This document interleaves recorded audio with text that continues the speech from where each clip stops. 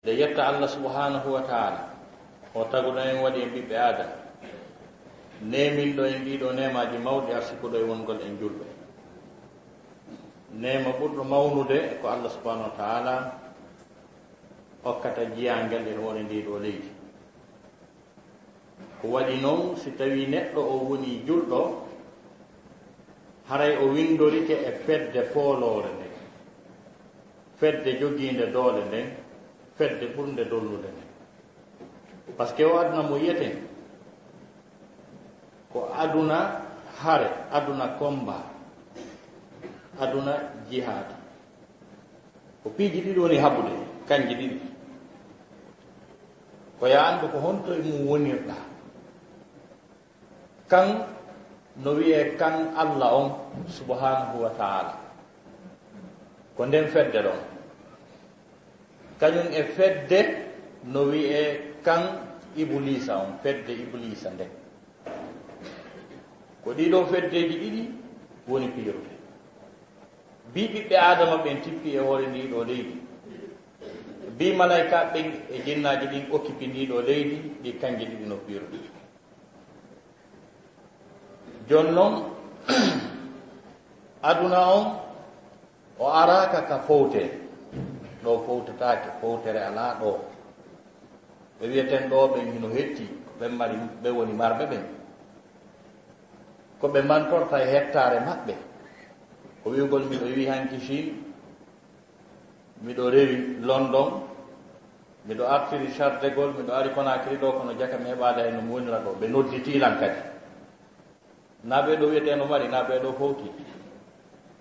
formalité ji avion ji e sansugol vol ji e ɗumannagol ɓay kamɓe toon ɓe annda hiɗa mari ma ta tippike Charles de Gaulle haray ange François Hollande kon programme gotum ka sansugol biye e ka dogugol e ka hirdu harbade. Si tawi kadi ko métrowal goɗɗo annda hiɗa mari jawdi ma goɗɗum go sa dogali ngal a kiima kamɓe toon ko ga wiyete ɓe sewnike waɗe juuɗe ɗiɗi jibe kon no guerdete wone ɗo min kipanayo ɗum ko ga kadi no waywa noon kadi développagol leyɗe e hettagol ngol no waywa noon kadi e kasoɓe on jokkato. Jon noon ɓiɗɗo adama o arɗo e oɗo aduna mo tawata wona aduna fowtere joni, ko aduna jihadi, ko aduna lutte, ko aduna combat. Si Allah olan ɗon hawrodirima yangi maɗa kin e combat ma on takata fedde Allah hikorɗa haray a ɓuttini a malama. Ɓe jogui garantiji dan gogo on taw wana a sunotoɗo, na a wirtotoɗo, na a hersowo, par ce que ko satti fuu ko tuma combat waɗi foolaɗa tappaɗa haray ko a hersuɗo, ko a wirtiɗo, ko an foolata, ko an gañoto. ɗum ɗon taw hino ka ɓerde ma ɗum ko malore goo. Immum ɗum kadi ñande darngal ñanɗiwi ñande mayɗa a jokkunoɗo fi Allah on ange ko wiyete yangi e tampere e sonja ko ñande wi'a a maayi. Ko sanga nde mayde nden taw sutanima waro ɓen ari, par ce que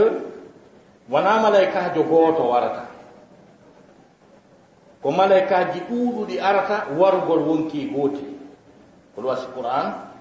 wi en fa kayfa ida tawaffatuhum almalaikatu yadribuna wujuhahum wa adbarahum. Ko honno ɓeɗo yedduɓe Allah watta sanga nde malaika ɓen ari wargol ɓe, tawa malaika ɓe arɓe wargol ɓe ɓen hino piya ɓe, hino dampa ɓe, hino bentoɓe. Ko honno ɓe gerrata ɗum. No gasa wiye ko ɓay ko kefeero woni mayde, ko ɗum wasi malaika buy ari, siko julɗo ko gooto arayno. Qur'ana haali fi julɗo on kanko kadi ko ɓe buy arata. inna alladina qalu rabbuna allahu summa istaqamu tatanazzalu alayhim almalaikatu alla takhafu wa la tahzanu wa abshiru biljannati allati kuntum tu'adun. On aya ɗon hino sappi maayoɓe ɓen e julɓe ɓen. ɗon kadi ko dente malaika woni ko arata, na malaikajo gooto. Yangi adna kin e tampere adna ko goɗɗo sorti fof wigol fewno men lumbinayno nayi ɗin men forani men naɓa sarlom, fewno men saɓɓayno men ya Sénégali, fewdo ittu e jatturu kañum e kulol e nangede sifa ɗum ɗo ɓay pelleta e goto walta ko ɗano jawdi ndin ala tawam si tawi kadi ko jannguɓɓen sanga men dawa sanga jannguɓɓe kadi wiyata sanga men dawayno janngugol ta ko e jangol sanga ɓe discompose hewti meɗen mari defte 10 hunjeteɗe ɓe ganda konto e mum 6 o yaata joɗagol e bac jonneɗa kaydiji 3 4 wiye ko ya windu haaɗi heewa hiɗa ayna a landotako goɗɗa yeƴƴitotako ɗum ɗon kañum kadi examen d'état yaltugol université waɗugol thèse ji master et doctorat tawa karmakoɓe jury o ko fanɗi o haray wona karmakoɓe nogayo mo jooɗi jannuɓe université ji lannu gandalɗi ko ya wooɗu ko ɓen nanata fiya hen ɗo diplôme doctorat wondema gaɗɗo marché ɗum kadi na ko weli fii joni noon giyangiwi fof e nden tampere fuu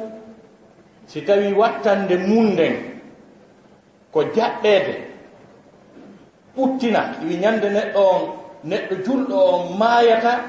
iwi nden ñande haray kanko e ɓuttuɓe yiidi ɓuttu e teddungal e fowtere ha ñande o naatoy ko aljanna haray ko kanko e jambondi ko par ce que allahu nan ɗo subahanahu wa taala o traitay gaño makko o heeferaɓe ɓen ko ɓe adversaire ɓe allah ko kamɓe allah nangodiri kamɓe woni piiritude allah noon no deesidi ayɓe makko ɓen o piyay ɓe ɓaymo ɓuri ɓe doole o hollay ɓe jaggo e doole ko aduna ga ha gasa o tampina ɓe sanga nde ɓe maaya kadi o nelay malaykaɓe yoɓe piyuɓe wonki maɓɓe kin ɓay neɗɗo nde no maaya wonki kin ko doyi sortorta beru ko wonki sortoto beru 1 centimétre muusendi muusi eɓɓama kala ko anduɗon lette e muusendi ko tagore nden fof heɓi ko adda muɗum muusendi 1 centimétre déplacagol mayde nden e neɗɗanke on no ɓuri muusude joni noon ko ɗum noon arata ha hewta ka yaltata ɗo net malayka ɓen piyamo kadi wonki kin fuɗɗito e ba kadi artugol kadi malayka ɓen jalamo in akhriju anfusakum yaltine wonkiji mon immaayo tawa kamɓe nangaɓe ɗon ɓen hino lette sangane no mayata hiɓe faala mayde sabu ko muusendi mayde nden muusi kon ɓuri enen ko adnaga ko hulɗen mayde nden ko faalɗen gurndan ta nden ñande ko mayde ɓe faala ko ɓe dogayno kon hakke ma ko lette ɗen tiiɗi e hoore maɓɓe sangane ɓe mayata jon noon ko ɗum ɗon allahu lanɗo subhanahu wa taala kanko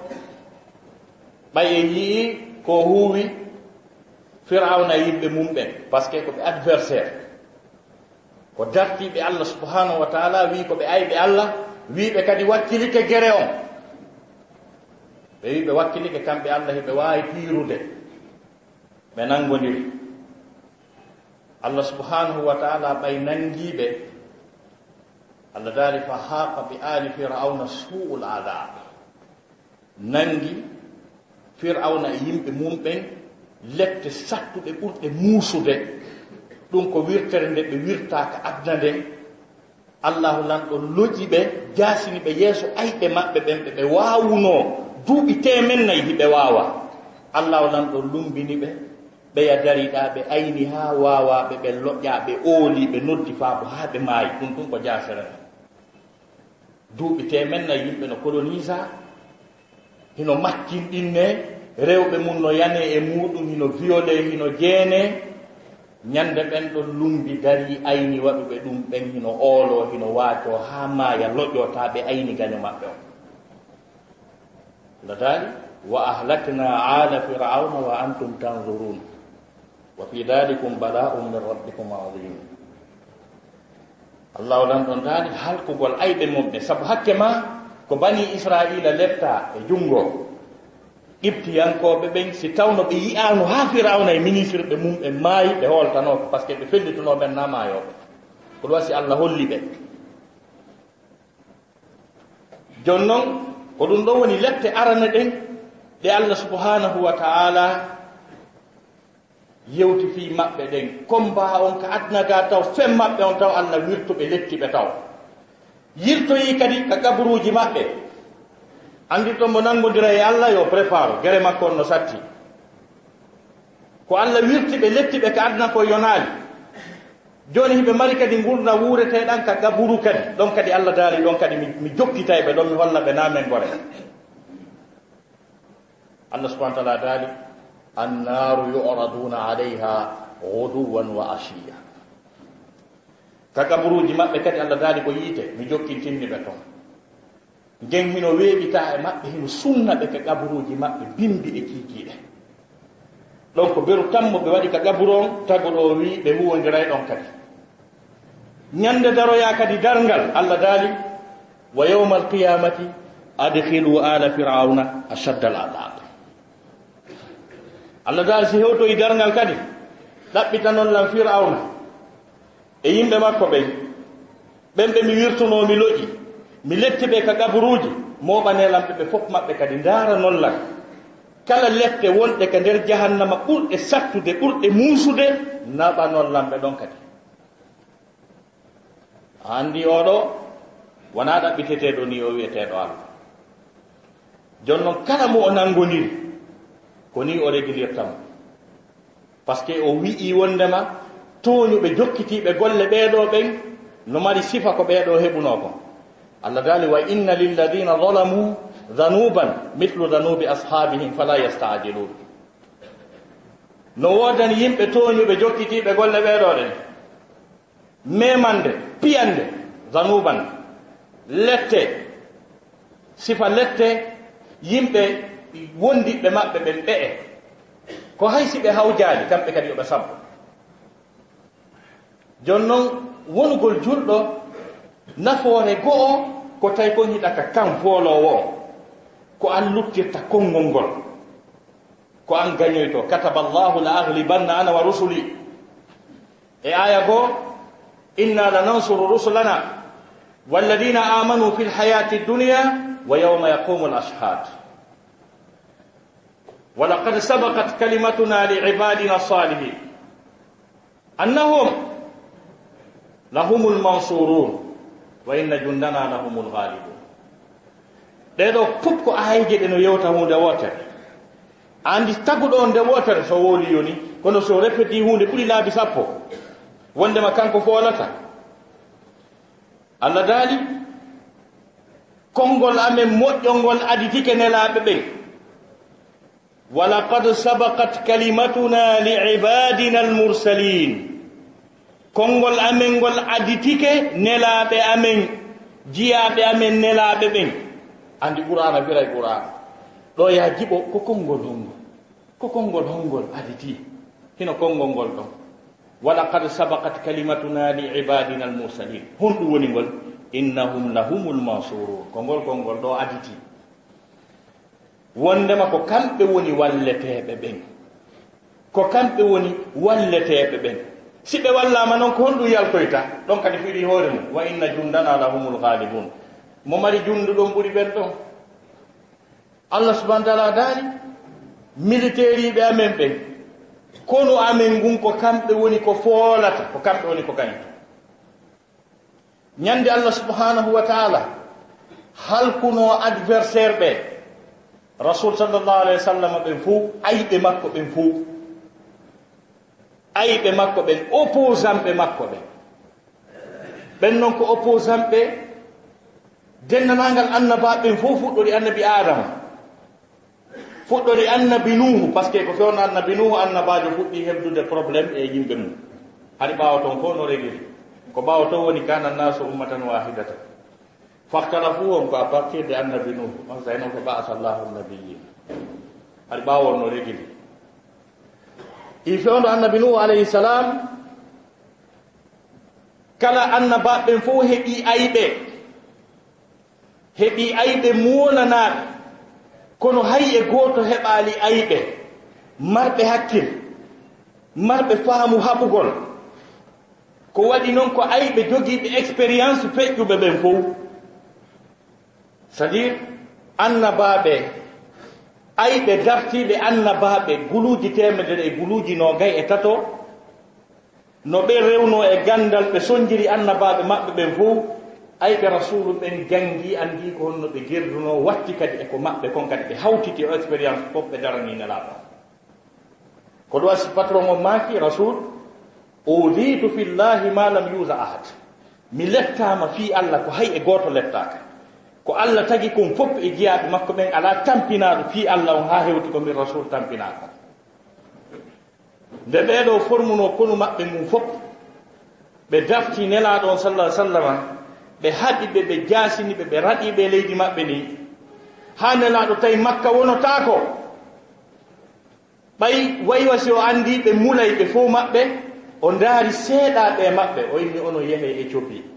hara si men lanni onon hara ɗon luttani en andi ko ha ɗon sattata tawi fof en lanni buyewnoɓe Éthiopie on say ɓay ɓe heeɓi werde moƴƴere ɓe iwde Éthiopie ɓe arta makka woñande fatu makka hay ɓay ferama yahama madina madina weeli ɓe yahama ko ɓay joni makka hettike ɓe iwde Éthiopie ɓe arti makka calcule goɗɗo raɗel e leydi mum duuɓi no gaytati si yitaɗa e mayri kono ñande dernier guerre moɓe halduno mulugol fi l'islam on nela saslama yiɗi andi ɗum ha gasi julɓe ɓen e heeferaɓe ɓen fewtodir direct nden ñande rasul sa sallama fewtuno taguɗo on o wimo Allah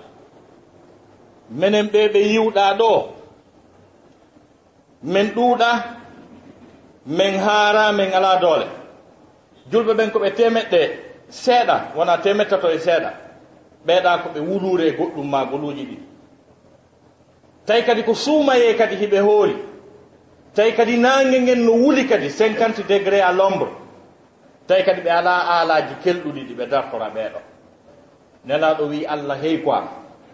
si a acci menen ɗo me warama a rewitatake hoore ndi leydi aduna en torikema wallu men fiino diina kan ñiiɓira ɓaawo amen si min maayi ɗo ɗo si min lanni hara kefera ko tabiti a rewitatake hoore ndi aduna ko ɗum Allah subahana taala sifi ka suratul anfal ko nela saslama tori ɗon kon Allah nootimo ɗon nder wotere Allah daali wa istastaghithuna rabbakum fastajaba lakum anni mumiddukum bi alfin min almalaikati murdifin andite sanga no fewtuno ɗon jooma mon faabini ɗon e makko o nooti on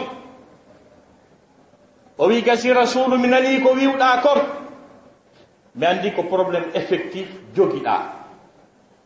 on ɗuuɗa ko seeɗa ɓeni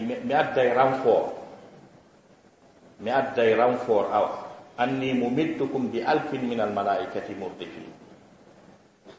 dani malaika wulure unité spéciale waɗoji intervention si faɗi probléme ji si hewti ko wiyete force spéciale wulure entraînaɓe fi si faɗi probléme ji hino ɗon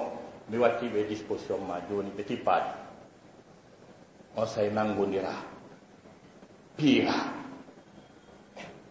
Allah yurma gonɗinɓe ɓe moƴƴi e maɓɓe sang tawi julɓe ɓen no tampi ko ɓe hoori kon ɓe tampi nguleyni ndin ndaare ɗo ko Allah waɗi andi toon mo wawi guerre Allah saaƴini ndiyan kaɗan sabbaka na ndungu ndiyan saaƴi julɓe ɓen loppi ngulen ndin iwi e maɓɓe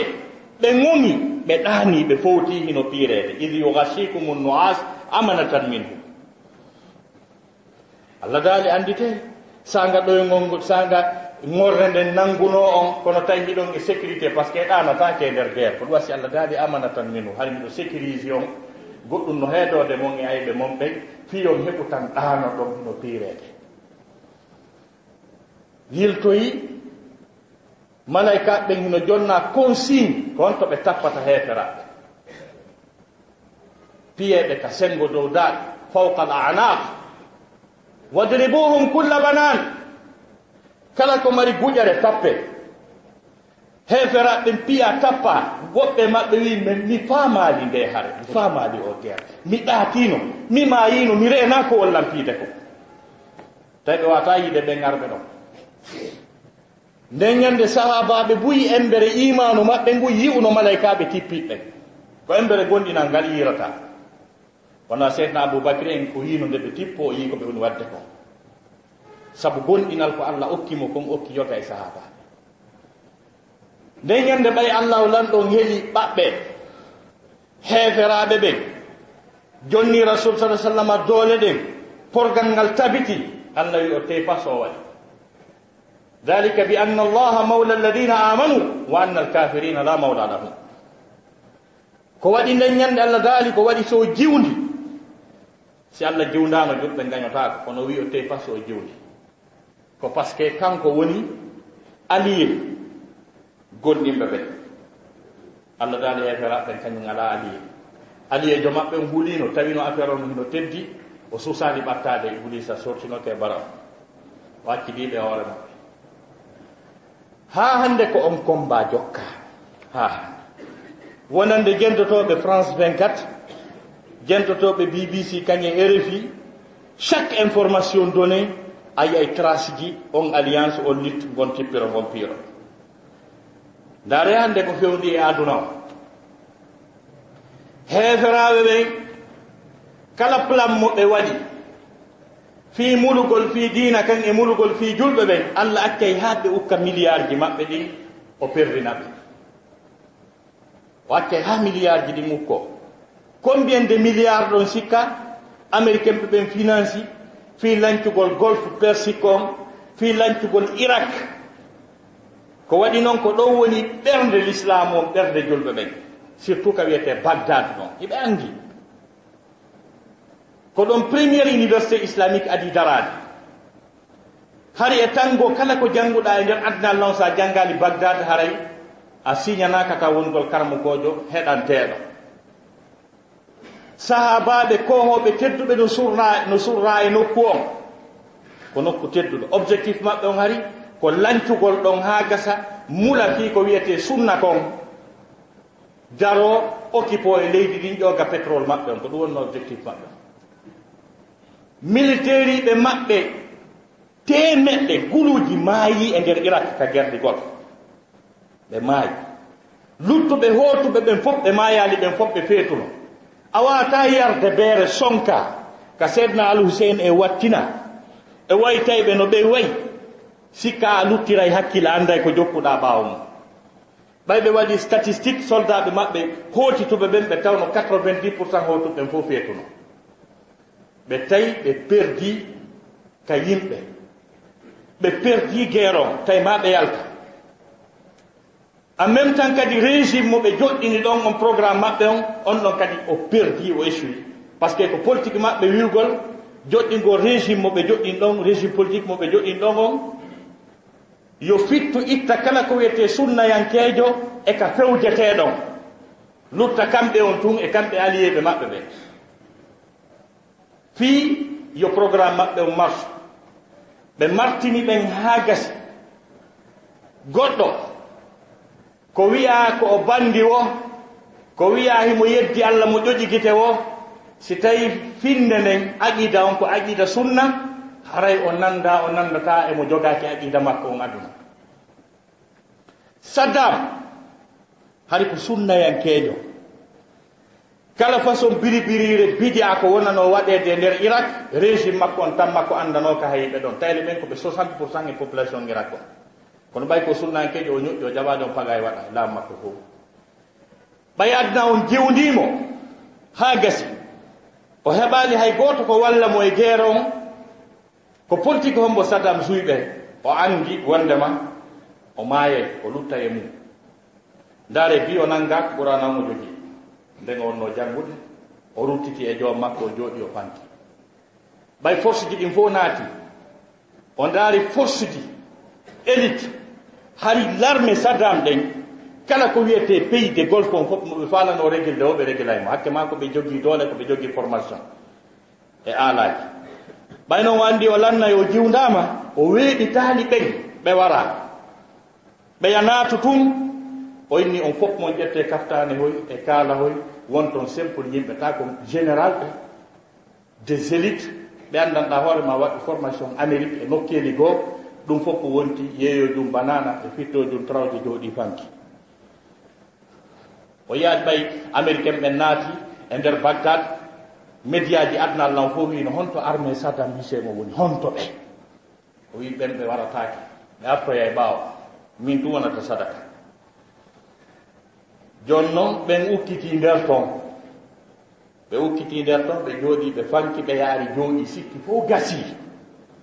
ko ɓen noon faamodiroy e woɓɓe goo wonti ɓe on ɓe arde ɗon joni noon dendanalngal milliard ji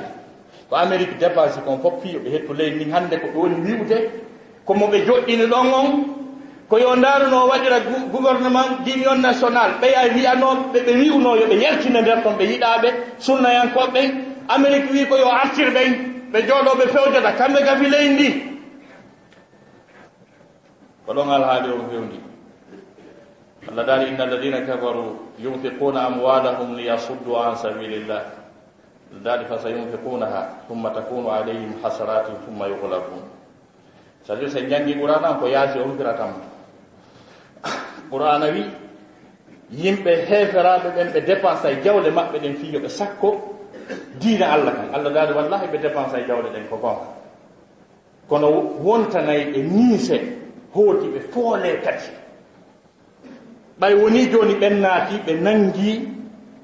kala ka ɓe ɓurno yiɗude ɗon ka pétrole on ka jawle ɗe won ɗon ɓe nangi ɓe jogitike ha gasi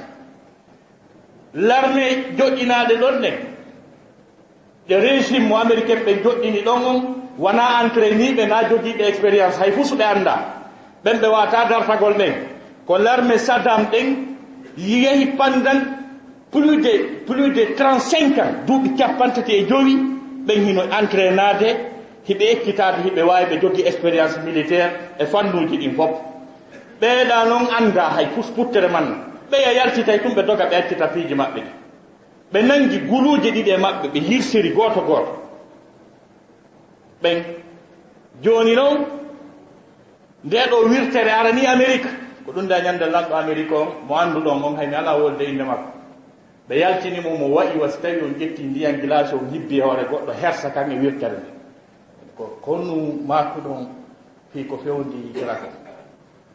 miɗo wondi e équipe 24/24 meɗen miijitade men daara ko honno men gerrata ɓay noon américain ɓen fof no andi ko américain ɓe hutta ko ɓe hersinaɓe wara Irak kom mo andi o susta wontude hunduko makko inna américain jo tippoto ko onni o aray mi wallitoto kono min tippotako ka leydi yoɓe tippo wona wigol ko moƴƴere goy ko si ɓe tippike ɓe andi ɓe maayay hana min tippotako ka leydi kono mi wallitoto joni min naɓay temetato expert ɓe ko tindina ɓeya hewti ɓen no mari ɗon ka tindine wawa anda no gerdete ɓeya hewti ko hollugol on musidɓe julɓe tedduɓe jooɗe ndaron adda on ndaron ko tournata kon joom makko no aynimo joom adna on no reenimo himo aynimo o hiway diina makko kan e yimɓe makko ɓe Allah daali wa laqad katabna fi zaburi min ba'di dhikr anna al-arda yarisuha ibadiy as-salihun gonɗi me windino men farli wa laqad katabna fi zabur me windi men farli dennanangal defte ɗe men tippini ton ɗe men tippini ɗen fof me windi e majje ko jiyaɓe amen moƴƴuɓe ɓen foolata ko kamɓe hettorta leydi min ko kamɓe fewjoyta e mayri kono hari noon me windino taw ado me windude ka alqur'ana e ka tawreta e ka linjila e ka zabura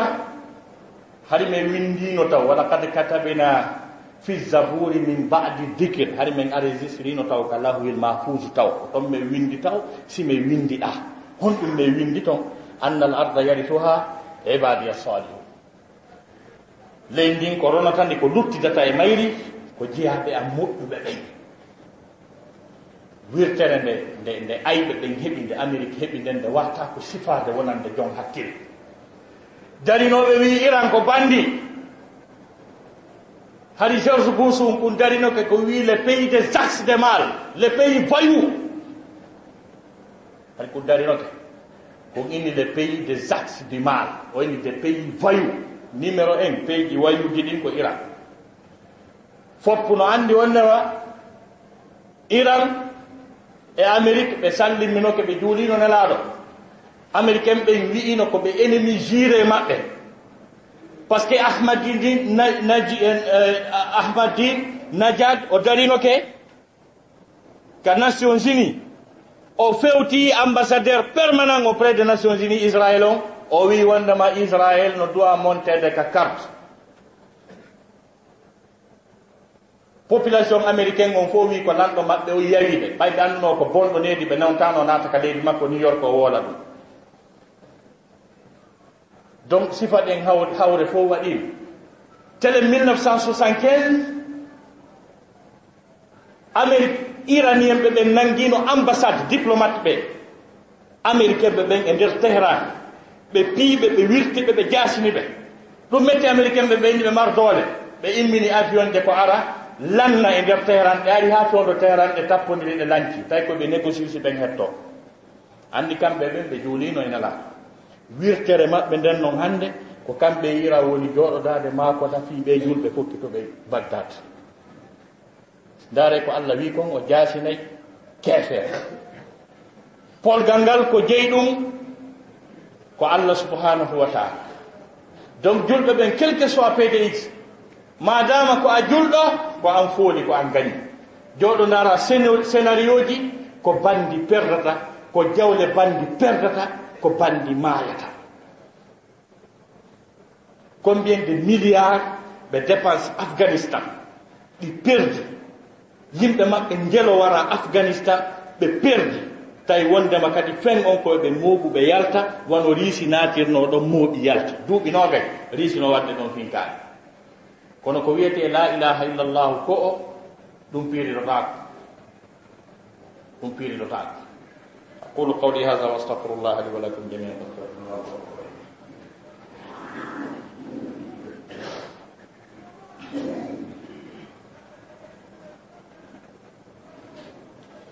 alhamdulillahi ala ni'mati l'islam wa kafa biha min ni'ma musidɓe julɓe tedduɓe e nder ka diina fooluka ka haaluɗen fii mum ɗo diina ka Allah subhanahu wa taala heli ɓaɓɓe ayɓe nelaaɗo wi hannde kat taw hulu hay puus lanni fir'awnaaru nelaaɗon ndu warama lanni Abu Jahal ɓay tufaama ƴiƴan ɗay yalti o ndaari o tawi o maaya e woni o wi ɗon goɗɗo ari ɗo hay mi maaya e woni yaw wi'a Muhammad min Abu Jahal miɗo mayde mi gonɗinaali ko addi ko o ari o yottine rasul sallah sallam rasul uggini ko juuti ɓe ɓanti ɓe inni fir'awnaaru maɓɓe ɗum ɓuri fir'awnaaru Muusa ɓay fir'awnaaru Muusa ɗum kayru ɓay loƴol ngol araniino no fokkiti loƴagol qala amantu billadi amanat bihi banu israila mi gonɗini ndaare on ɗon kadi tontare nden townitare makko nden e bewre makko nden kanko ndu fir'awnaaru Muusa kayru kadi ko ndu neeɓiɗi annabi Muusa kon fof ndu andaali ko honno Allah annabi Muusa o wiyete ndu andaali sabu ko ndu wi'i mi gonɗini on mo bani Israila en gonɗini tawi ndu anda no Allah wiyete sakko ndu wiya mi gonɗini Allah kono fof mum ndu gonɗinno kayro ɓay ndu loƴaade oɗa kañum yahu wi'amo miɗo mayde mi jaɓaali ko wi kon nani mi maayi noon nelaaɗo maaki fir'awnaaru andum ɓuri fir'awnaaru Muusa Allah dalani noon nelaaɗo wi lanni gasi taw hulu ay fus hannde kadi alyawma ya'isa alladina kafaru min dinikum fala takhshawhum hande heeferaɓe ɓen taƴike e diina mon kam wiwnoɓe ɓen diina mon kam ñiiɓata ka marsata hande ka marsi hande ɓaawo maɓɓe helama hande ɓe ala konngol hande koɓe hersuɓe koɓe ugginiɓe koɓe suuɗiɓe hande ko konngol mon ngol woni dow alyawma ya'isa alladina kafaru min dinikum fala takhshawhum taw huluɓe hande kadi wakhshawni hulelan min on ala mo hulon hande kadi sinami on ala mo ɗenjiti ɗon ko onon jogii konngol ngol ko onon fewdata fala takhshawhum wakhshaw alyawma akmaltu lakum dinakum wa atmamtu alaykum ni'mati wa raditu lakum al-islama dina ladali hande mi timminani on diina mon kam mi timminani on nema an on e moƴƴere anden mi suɓanike on ko wiyete l'islam kon diina imi nden ñande ha ñande ngal dari kala ukkuɗo jawdi mum e haɓugol l'islamu haray o perdu par ce que Allah décidi hande ka ɗum ɗanta hay heferaɓe janguɓe anduɓe fi mumɓen hiɓe seediti wonnema ɗum ɗantako André Malraux c'est un célèbre écrivain français. Oui, le XXe siècle, c'est le siècle de l'islam. Forcément. Oh oui. Donc, même dans la grande Arabie, c'est que le prophète des Arabes a institué dans la grande Arabie se répandra dans le monde entier jusqu'au cœur de l'Europe, là où je suis comme ça. Malheureux. O wi ko annabajo arabu ɓe fuɗɗi to kon o wi ɗum sakitoɗe adna aray ha ka ɓernde Europe aray ha kami jooɗiɗo ɗo tawi mo jooɗi Paris o wi ay hunde ta sakkota ko portojo keefeero wi André Malraux ɓay noon ko André Malraux wi kon laatike portojo goo kadi Savagnin no wiye Lamartine un célèbre écrivain français oh oui, si la grandeur d'un homme se mesure par ce qu'il a pu faire pour l'humanité en peu de temps, oh oui, je me demanderai qui sera comparable au prophète des Arabes. Oh oui, si tawi ko wiyete kaari ko ɓiɗɗo gorko kaari ko mokko ba ko kelɗuɗo ɗum ko andirte koko goɗɗo waɗani adna on kon e tammu seeɗani o wi miɗo humpa ko hombo eɓɓindirte annabajo julɓe ɓe porte France keefeero o wi o créé empire luttowo mo tawata fi makko lannata aduna américain jo on kañum kadi wiyeteɗo Michael Held o windi deftere wiyetende les 100 immortels o wi yimɓe temedere Allah no tawi ko aduna ɗo ɓen ɓe mayata aduna fi maɓɓe lannata numéro 1 e ɓen ɗon o wi ko Muhammad Rasulullah sallallahu alaihi wa sallam ɓay o windi o livre makko Amérique o yalti américain ɓe fof ɗum woni no sonkoy woni polémique woni probléme an ko honɗum ɗa jeeya e karmokoɓe amen ɓe men hooli ɓen a fenaali ha hannde hiɗa gandi ɗi fof no yiɗi ko windata ko an a winday ha gasa jasina annabajo men on annabi Isa Jésus Christ annabajo gaño men on annabajo julɓe ɓe waɗamo premier tawi Jésus Christ ko numéro 13 aroy ma numéro 12 aro a jasini fi men hande hay a ƴettuɗe l'islam o naaduɗe Washington ka Maison Blanche ala ko wolen fi chrétien yagal hande kadi o acci ha sonka wowla ha o yimi hay kono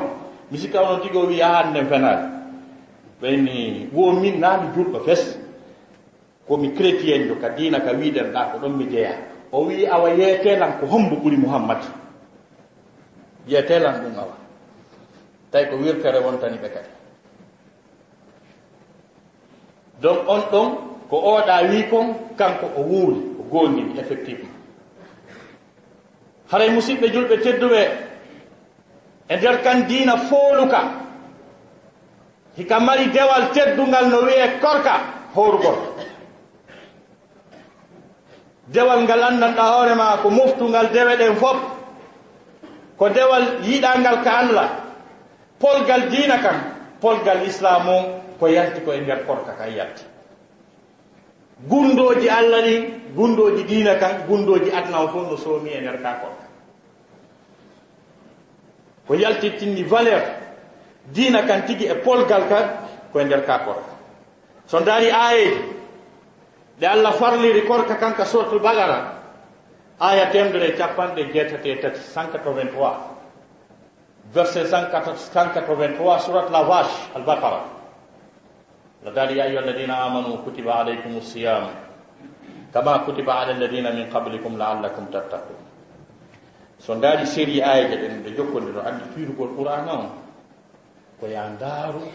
contexte mo ayaje ɗen ari ɗin eno ɗe soggodiri noon joni ɗo ko ɗum woni firugol ay alhamdulillah rabbi en yetti Allah feƴƴanoma ɗum neeɓi joni feƴƴanoma ɗum neeɓi joni ko woni firugol ko ndaarugol contexte ɗe ayaje ɗen ari e mum ɗen e ko ɗe woni wonde kon ene ɗe woni firndirde noon c'est que aya kala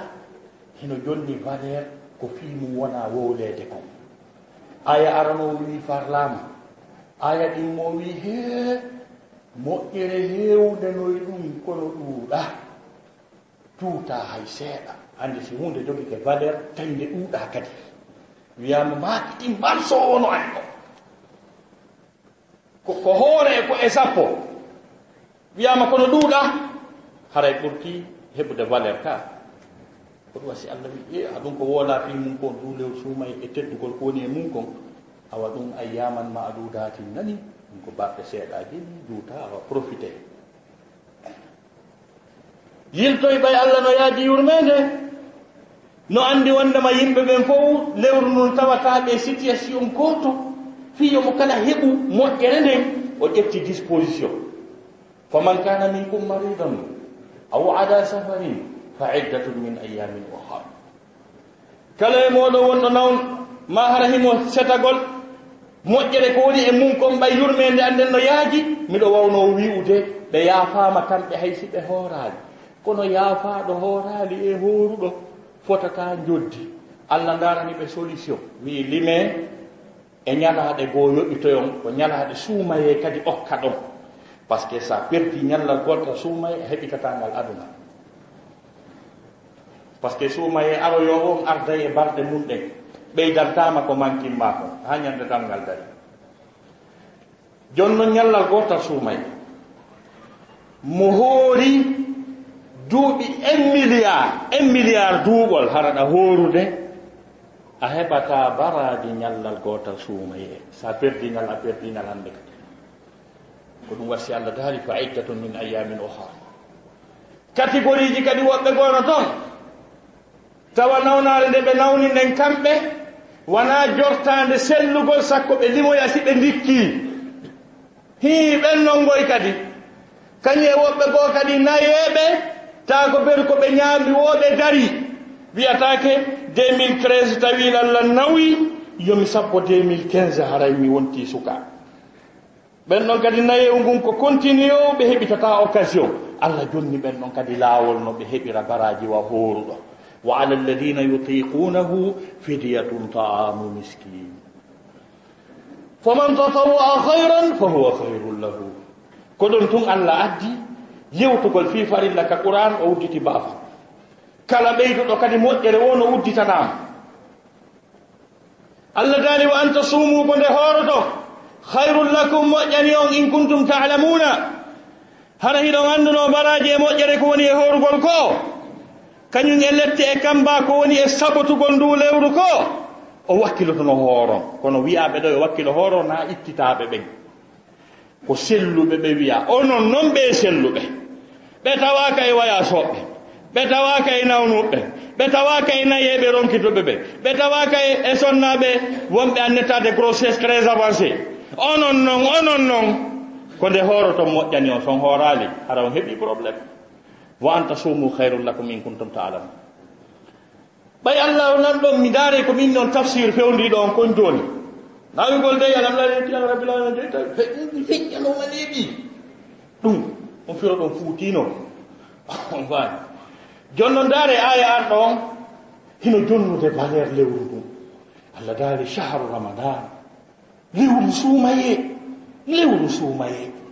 wawa si goɗɗo wiyay lewru suumaye noon ko honɗum ɓuttinanema e yandi allah daari alladi unzila fihi alquran hudan linnas wa bayyinatin min alhuda walfurqan lewru suumaye ndundu alqur'ana tippina e mum alqur'ana wonan ɗo hudan peewal linnas wonande yimɓe ɓe ko waɗi ɗo dans l'histoire de l'humanité il fut un moment ténèbre un moment caractérisé par une barbarie par un analphabétisme total manque de constitution manque des droits de l'homme manque de l'orientation manque de savoir et de la science histoire de l'humanité on no andi humanité on heɓi tarhum kun tawata janngaka faamaka ɓuttu ala teddungal ala jam ala ɓay annabi isa ƴentinama hakkunde ɗon e nelegol nela ɗon duuɓi 500 duuɓi 50 hari adna on ala e jam hari adna on ala e jam kala ko woni adna on ko fu maapike ani jipike no gerta si jama o maapike ha jinna ani wi ko no watten dum he programme hoy tiktak hoy jinna fo kupi fino wurira har jinna no wono to indide do gajen to gonga ngotum dewta don cappatte jeena e timma temedere heba no wurere jinna fatira dum kadi kupi non kadi kupi jinna jawi do don hebi problème wi wa anna kunna naqudu minha maqaida lis-sam'i ama yastami al-ana yajid lahu shihaban rasata har meden jawano janto kon taw yawto to ngande kan nan mo yahiti to heba leggi te wulngino leggi yite wulntino wa anna lamasna samaa fa wajadnaha muliat harasan shadidan wa shuba jinna wul jinna yime jayi do men tay to moƴƴa programme o sansi kaya bawo ko malaika wi leggi yite kaya bawo ko malaika wi leggi yite amenen be yawon ton hanki min gojunga ko to lutti wondu yande yitera ko to lutti o be koy dande didi non ko to lutti taw to yayta kande kan nani hajin nabi tikitiga o situation do satti ko imma ko go hara patron on doga falama mulude kala ko woni leydi wara pop halka de wota ma hara o jetta e programme keso wondudo yurmede kono dum do nani tum wa anna la nadri asharrun urida biman fil ardi am arada bihim rabbuhum rashada be ko dum do ha no gasa hara Allah falama halkude fa no gasa darale moƴƴere ara joni sabu en tampi tayne moƴƴere non ko nde qur'anare tippi ko شهر رمضان الذي أنزل فيه القرآن قدوا معنى أنه هدى للناس من يناوي قلتم هدى للناس كو بيوال ونند يببين بيوال ونغال اسكي كو فوفي c'est-à-dire ko fiyon wona lilnas hanno wona lil muttaqina ma lil mu'minina c'est-à-dire ko kala ko wonno ka leydi kon joni hebi situation joni no pala rew Allah subhanahu wa ta'ala kono hebi no wonira nela do ngari o addi droit de l'homme o addi droit d'expression o addi technique o addi science o addi atome o addi haqqeji din fof o tabitinni buttu o radi ke hare kefero on yo wuru tawa soppatake waratake wona kefero sino fala nata sino fala acca ɗon donc démocratie tabiti e leydini science on o fokkiti par ce que ko qur'an on haali fi science ko qur'an on haali fi ko wiyete atome fi ko wiyete technologie fi ko wiyete embryologie kala science ji ɗi fof ko qur'an on addi ndaare fi ƴetten fi goto wona atome on si atome on kat on say au 6e siècle bay quoi 600 et quelques de tippi hari wona le 7e siècle tippagol may on say qur'ana hali fi atom wi faman ya'mal mithqala dharratin khayran yarahu kala golludo ko wotta wa abbere sarra atom hum ko moƴƴi o yi donc andi ko fewondo honto porte scientifique be andi zarra no wodi au 18e siècle ndare hakkunde 6 et 18 andi to qur'ana no acci be 18e siècle Avogadro Ampère Lavoisier ko be woni patron be chimie be yi ko wiete atome comme be définissent be ni l'atome c'est la plus petite particule de la matière ko be yo ko buri fandude hunde tay qur'ana no andi be fenay kono fewndo don on ko ha don be andi bayno be yahoyi ha be tay ko be wi ko dum buri fandude kon be tay no sendi to kadi tay si sendi dike kadi ƴettay kende ɗiɗi kuma wona portron kuma wona neutron monsieur et madame gorun e deyu tawi noon qur'an on kañum wi fewno on say au 6e siècle nde wooli fi ko ɓuri atome fanɗude nde wi wama yasubu an rabbika min mithqali darratin fi l ardi wala fi lsama wala asgara min dhalika wala akbara illa fi kitabin mubin yiltoyi kadi ko atome on senditi kon ƴetti gorun e deyu tawi qur'an o wi'i kala hunde ko nde fanɗi o hare nde mari messier mum e madame allah taali subhana alladi khalaqa al azwaja kullaha mimma tumbitu l ardu wa min anfusihim wa mimma la yalamuna donc ko on say noon saria e organisation e droit adna allah on heɓi yimɓe ɓe heɓi fewtirgal ko ɗum wiyete hudan linnasi yimɓe andi ka fewte heɓi no wuurita kono wasi wi on ko gundoji aduna o woni du lewru suumaye sabu ko nden qur'anare tippi bi mana e lewru suumaye ɗum hindu arte jaɓɓoroɗen ndu won ɗum wono wirɗen noon koye nder du lewru kadi Allah watta plan d'action annuel ko hojjirno kon fof o waɗi ka lawhil mahfous on andi taguɗo on hari hojjiri ko hojjirta kon fof enregistrama ka lawhil mahfous Allah dali wa kulla shay'in ahsaynahu fi imamin mubin nden deftere ko enregistra ton kon fof Allah non darta ɗum une fois par an par ce que no woodi aya qur'ana wiiɗo Allah no dartago e lawhil mahfous on o sansidira piiji on janngal ɗum ka soratu Ra'd yamhu llahu ma yasha'u wa yusbit wa indahu ummul kitab Allah subhanahu wa ta'ala dali himo monta ko o faala ko darata ka lawhil mahfous o tabintinna ko faala o wi ko kanko jogi nenirare nden ka gundoji ɗin fof wonto joni noon ko nde wotere nder hitande nden patron on dartata ɗum régla ko dureji ɗi wonɓe gata wonɓe mayata wonɓe ɓata jawdi wonɓe jombata wonɓe enregistré nato e aljanna wonɓe windete ko yiite mo darta ɗum nde wotere inna anzalnahu fi laylatin mubarakatin min tippinide e jamma waɗaɗo barki e nder aya goo wonɗo e nder on contexte ɗo Allah daali fiha yufrahu kullu amrin hakimin koye nder on jemma ɗon alhaaliji ɗi dartete on jemma ɗon noon haray patron on no welti sa waɗi ɗon dewal a mooɓa e baraji ha hula sa hawrodiri e dewal e nder on jemma ɗon a windante baraji rewɗo Allah ko ɓuri duuɓi 90 e goɗɗum par ce que minna yimɓe buyno fira laylatul qadr khairum min alfi shahr mi taɓe falji pes laylatul qadri jemma goto laylatul qadri khairum min alfi shahrin no fatawa lebbi wulure ɗi laylatul qadri ala e mum na gonga karmo koye nda ɗum Allah wi Allah ko wi ko jemma goto laylatul qadri mo Allah rewa e mum khairum min no ɓuri moƴƴude o yaalima no fota dey ko wima no ɓuri moƴƴude jemmaji wulure ɗi Allah rewa e mum est ce que Allah wi no fota o wi no ɓuri moƴƴude khairum min o yaali tusawi jon noon dewal gotal ngal watta e jemma goto yoɓeɗa baraji rewɗo Allah ɓuri duuɓi 90 e goɗɗum andite mo aroyi ka Allah lahara no jogii laylatul qadriji 3 jaɓaɗe o wurali duuɓi 100 na haray ko patron ari ɗon donc a ɗum no sabbade ari jaɓɓoroɗen lewru ndu honɗum ko yen tourne page enen e Allah kala bakkat ko waɗɗen ha suumayon o redi o itta fof man qama ramadana imanan wa ihtisaban